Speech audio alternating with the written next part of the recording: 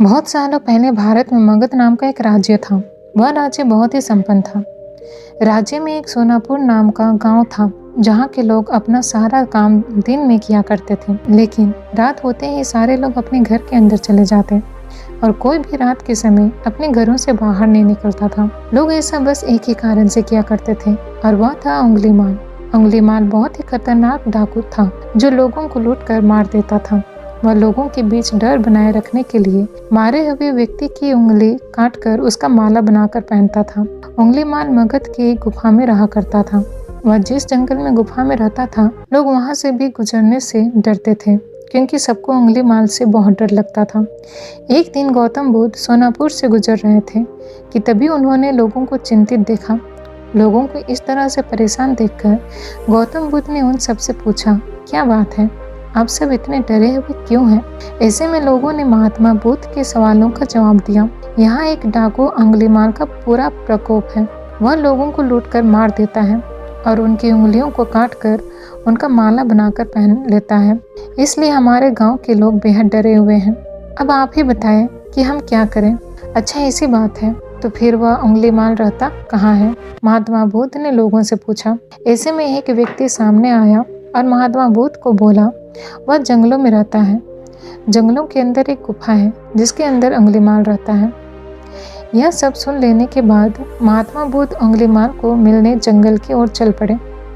सोनापुर गांव के लोगों ने उन्हें रोकने की बहुत कोशिश की, लेकिन फिर भी वह नहीं रुके और जंगल की ओर चल पड़े।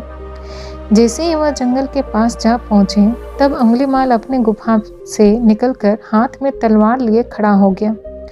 गौतम बुद्ध ने अंगुलीमाल को अनदेखा किया और आगे बढ़ चले।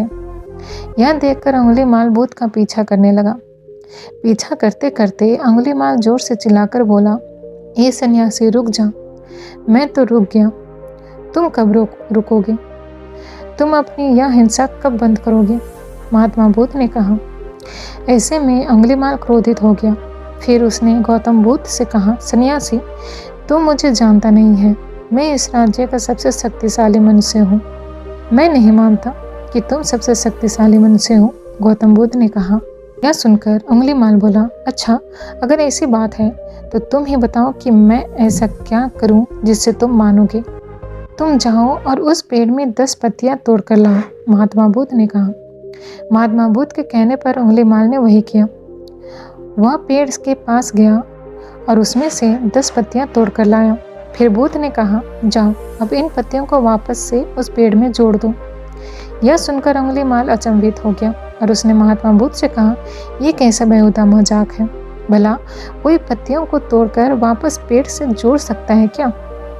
ऐसे में बुद्ध ने कहा, तुम खुद को सबसे शक्तिशाली कहते हो और इन पत्तियों को जोड़ नहीं सकते। अगर तुम किसी को जोड़ नहीं सकते तो उसे तोड़ो मत। अगर तुम किसी को जीवन नहीं दे सकते तो उसे मारो मत। यह सुनकर अंगुलीमाल की आंखें खुल गई।